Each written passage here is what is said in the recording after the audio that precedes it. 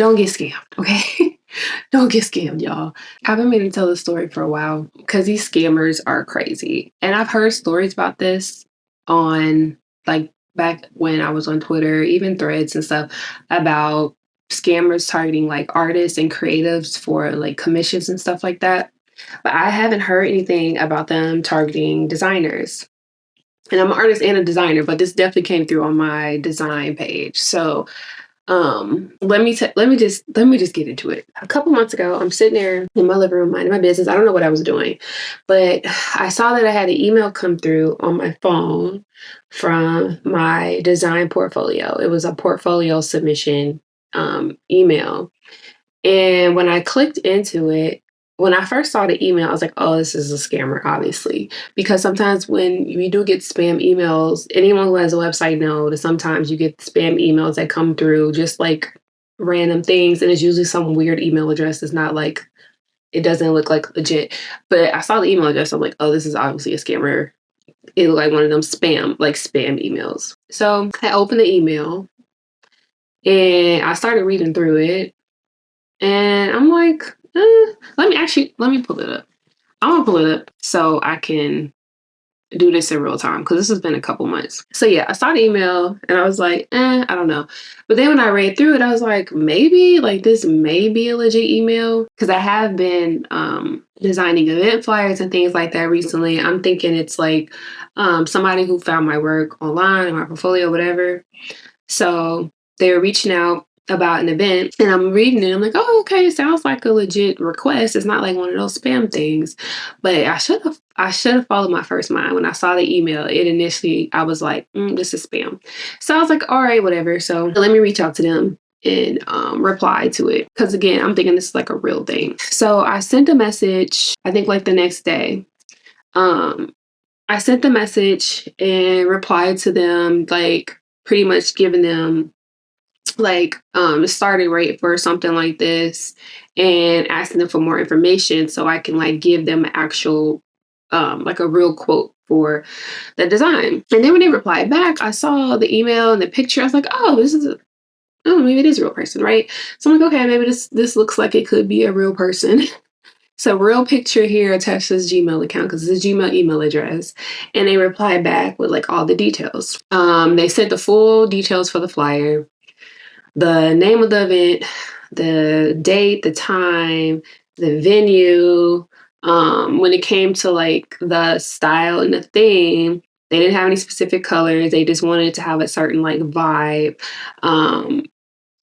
Yeah, they like answered all my questions. It was supposed to be a simple flyer, yada yada yada. Sent all the things. I'm like, oh, okay, this is like a legit thing. Like they have real information. I'm like, okay, this is a real event, whatever.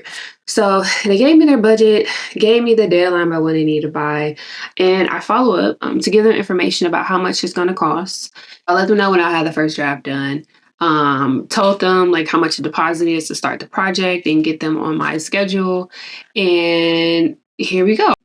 Mind you, before all this, let me tell you, because let me get into it. While I'm like drafting all this information, I'm in the process also like drafting a scope of work. So I'm putting together a scope of work as far as like when things are going to get done, what's needed, get all that stuff together so I can send it over with a contract. Because please hear me, always have a contract. Always have a contract. So anyway, I'm like, yeah, send a deposit over. We can get started. Like I actually have capacity to do this in this time frame. Boom, boom, boom. So then they reply and like, yep, sounds good. Timeline works for me. Your rate, is within our budget, et cetera, et cetera. And then this is when it gets kind of weird. So then they say, I wanted to ask if paying by check will be an option. Unfortunately, my bank is currently restricted and isn't processing online transactions at the moment. And because I operate a business account, I can't link it with any third-party apps like Venmo and the likes. Let me actually go back because I kid you not. And this is why you need to trust your gut when you start noticing things feel a little weird. I'm gonna go back because as I'm reading through their emails, I do remember feeling like Did they run it through Chat GPT? Like, because some people do that. A lot of people use Chat GPT and all the other things. And sometimes it helps them generate emails. But I know that sometimes, like, when you read it, you can tell that it's AI. And some of the wording felt like not human. That's the thing about like AI and Chat GPT. Sometimes, like, you can just read it and tell, like, this doesn't feel like a human voice. It doesn't have that human touch. So I remember reading through it. I'm like, okay, maybe she just uses ChatGPT to like generate all her information.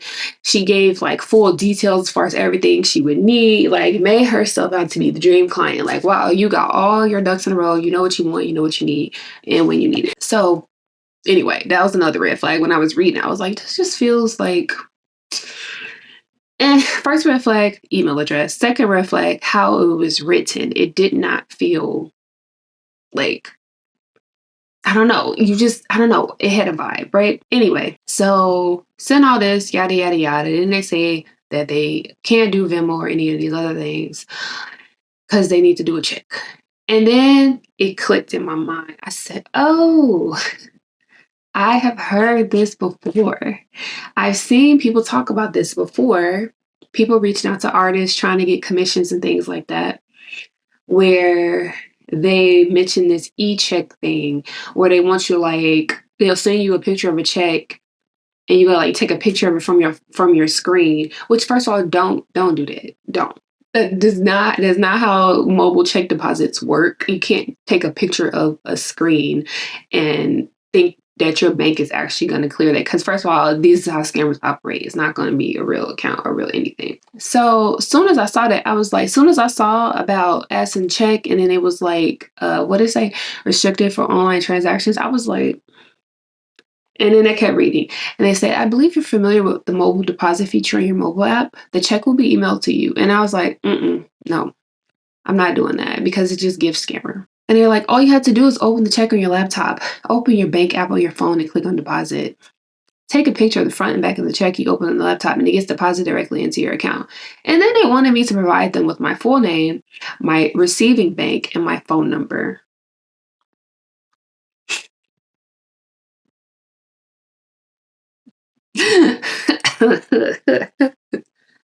And y'all, when I read that, I'm like, girl, please, who's doing that? So I'm like, okay, it's giving scammer. And I almost replied being like, look, obviously I know this is a scam. Please stop playing on my phone. So I was kind. I just wrote back like I'm not accepting no checks via email, whatever, all this stuff. I'm not doing it. And I pretty much told them my preferred methods of payment since you can't do Venmo, Cash App, yada, yada, yada. Like I can do credit, debit, ACH, bank transfer, what have you. If you want to move forward with this project, I can send you a link to make your online payment because you can pay online. And of course, I heard nothing back because, of course, obviously it's a scammer. They're not being for real. So that was that. And I meant to tell this story before. I kind of forgot until I got an email yesterday from a whole nother person. This person wants a professional wedding anniversary invitation design. And again, with the email address. As soon as I saw that email address, I said, question mark. So I read through it and it just feel like I'm just like, at this point, I can kind of spot by the way it's written that this was not like a genuine request. And a lot of times you have to like, I guess, trust your intuition. And you can tell sometimes by the way things are written, the language sometimes is not fully like correct. They use certain language sometimes that makes you feel like they're running things through a translating app or something like that. But as soon as I saw the way it was formatted, the way it was written, I'm like, this is not a real person. So all I did, I literally just copied and pasted the email address and I put the email address into Google and I put email address scam. And of course, I got Reddit posts and stuff popping up from like 2 years ago, 3 years ago with the same message, copy pasted. Okay, so they've been running this scam for a few years, at least with this particular email address. And I don't know if it's the same group of people, but I don't know how they found my website. I have no idea how they found my portfolio. I don't know if it's the same type of people, but they're running the same scam. So all that to say is creatives, designers, artists, any type of creative thing you have, like just please be mindful because they are literally scamming creatives. Especially what I feel like they target creatives because a lot of the whole term of like starving artists, yada yada yada. They feel like people are desperate and they can get away with like enticing you with these things to make you be like really excited about it. Some things to look out for, because when I got this message like a couple months ago, I literally was doing research and looking into stuff to see like, okay, like clearly this is like a thing, because I remember hearing about it with artists and now they're doing it with the designers, but it's not just designers. They do it with like other things as well. I've seen someone who does photography have people sending them emails like this. So it's just like things that you've had to be mindful of and just be aware. Trust your intuition, trust your gut. If it feels weird in the beginning, like if your first inclination is, this is giving scam, this is giving spam, trust that. The only reason I moved forward with it, because when I actually read through the message, as soon as I opened it up, I was like, it's spam, it's scam, whatever. But then I read, I was like, oh, it sounds like maybe this is a real person. That's literally what I thought. I was like, oh, maybe this is a real person. It reads like a real, genuine, like design request. I'm like, okay, whatever. I'll email them. What is the harm in emailing them back and asking for information about the project? So it's like, I guess I would say if you run into a situation where you get a message, whether it's a DM, an email, or like contact form requests, like just be mindful. And if your first inclination is to be like, this feels like a scam, trust that. And if you want to move forward, just to like gather information, try to feel it out, like use it as practice. Honestly, I after I went through all this, at first I was like annoyed when I read that last email when I'm like, oh, this is obviously a scam. Like, duh, what do you mean you want to do an e-check? Girl. But I was upset because I'm like, stop wasting my time. Like you waste like wasted time. I spent time drafting up the scope of work, getting the contract stuff together, just wasting my time and had other projects I could be working on, right? But when I thought about it, I was like, you know what? Actually, it's fine. I use it as practice. Use it as practice. Obviously, don't go through with all the steps they're talking about, because obviously, once you say no, I'm not doing no e-check. No, I'm not doing this. They start responding. That's also a telltale sign. But I will say that I kind of changed my perspective, and I'm like, well, you know what? This is really good practice to test like my systems, right? Like my systems with like onboarding clients. I use it as a way to kind of like almost like not reform, recalibrate. I guess, what do you call it when you're like, it's like when you're trying to like tweak, restructure, solidify, maybe solidify. Almost like I use it as a learning experience, a learning opportunity to like solidify the systems that I have in place, reformat where necessary. Because when I look back on it, I was like, oh, that process, that was actually quite impressive. I got the initial inquiry. It was like late in the evening. I got back to them the next business day, and it was like, okay, well, this is my system. I have these goals in place as far as like response time, having things set up. What's next? What's next? What's next? And this is like a good way for me to test out my like client onboarding system with anything with like a new project. So if you do run into an issue like that and it's giving scam, or you're not sure that this is like a scammer, use it as practice. How would you, if this was a real client, how would you go about these steps? Like, you know what I mean? It was almost like a test of my workflow, right? And I was like, oh, I did pretty good. Like, this is actually quite impressive. Like, we would have everything, contract data, all this stuff knocked out within like a couple of days, deposit, contract. So if I got this stuff on a Wednesday, I think it came in like a Tuesday evening, right? The next day, that Wednesday, I'm replying, getting the information. And the next day, I'm like, okay, let's get the deposit. Here's the thing about like when I have the first draft done, I typed out all the scope of work, and it was like, boom, we would have had a deposit like that day. So within 2 days from the initial inquiry, having a deposit and all that stuff set up within like a couple of days, I was like, That's quite impressive. So when you think of it from that perspective, I'm always trying to look for silver lining, but use it as a way to like strengthen your systems or test your workflow, I guess, when it comes to like onboarding new clients. And it was like, okay, boom, scope of work. I got my contracts ready to go. It was like a good way for me to like, okay, this is practice. And that is what made me like less upset, because at first I was upset. I'm like, you done wasted a day. I have deadlines. I have things to do, and you didn't wasted my time. And then I thought about it. I was like, you know what? It's fine, because I was able to learn from this experience. And thankfully, I did already hear about this scam a while ago, even though it was obviously like weird. And I'm like, yeah, no, this doesn't sound legit. This sounds weird. Like, why would I ever take a picture on my screen the check or whatever? Like, it doesn't work like that. But even regardless of that, it was just like a way for me to be like, okay, trust your gut, like listen to your intuition, have discernment. So I don't know. I just want to share this because I feel like it's important for people in the creative community to like share things like this when they come up and like talk about these things, just to like help people be aware that they are like these scammers are trying to target the creative communities. I'm just like, leave us alone. Okay. We're just doing our best. Okay. I just a girl. No, I'm just kidding. But like, yeah, so that was the main thing. Maybe I'll take a minute to go through like some red flags about the email, which caught my eye. Like I said, first thing, the email address, it looked weird. Um, it looked like not a real email address.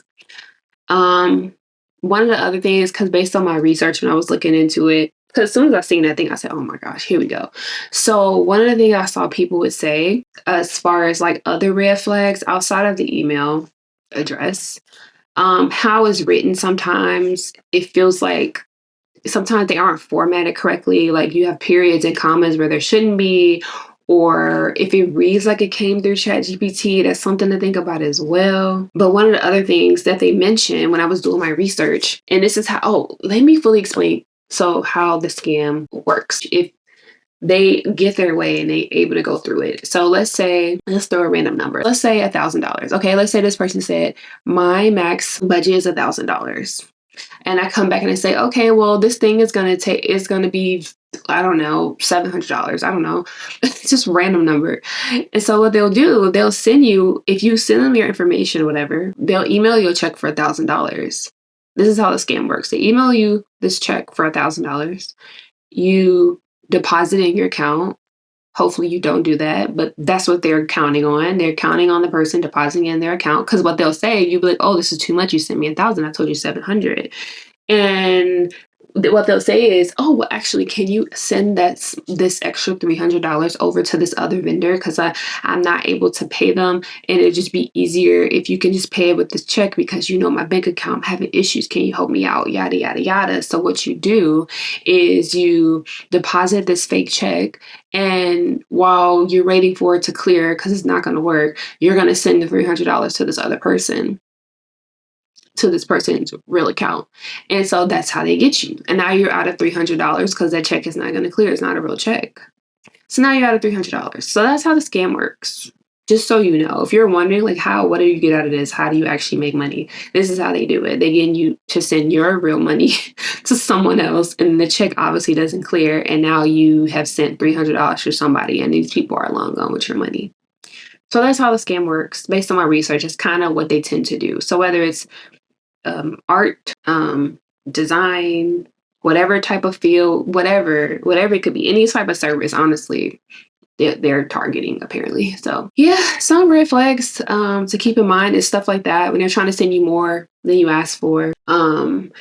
If they're trying to, honestly, and one of the things they do, they really try to make themselves seem like the perfect client, like they know exactly what they want. It's so easy. You get creative freedom, it's just a simple flyer. Like they use terms like that. They make it sound so simple and easy. It's just so easy, right? And they give you way more money than you, like some crazy budget that they have to entice you to be like, oh, they have money. Like they can pay me so much more money for this little simple design. And that's how they get you. So it's just different things to watch out for. I just wanted to share this because I heard about it a while ago and I didn't realize this thing was still going around. So just be mindful. something to be aware of. Don't get scammed, okay?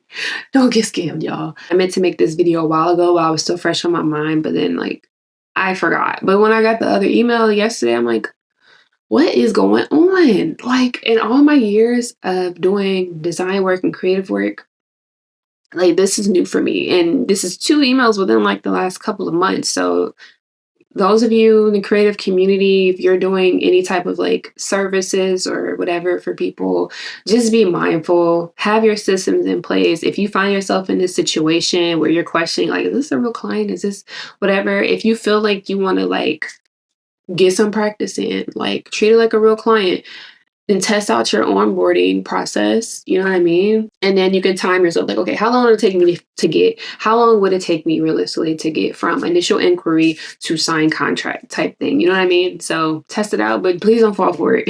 Do not take no e-check pictures and all that stuff. So that's it. I hope this was helpful. Because when I saw these posts before going around, I noticed, I'm like, damn, that's crazy. People are doing that. But I didn't think anything of it. Because it's not something I ever experienced, but here we are. So just be careful, use discernment.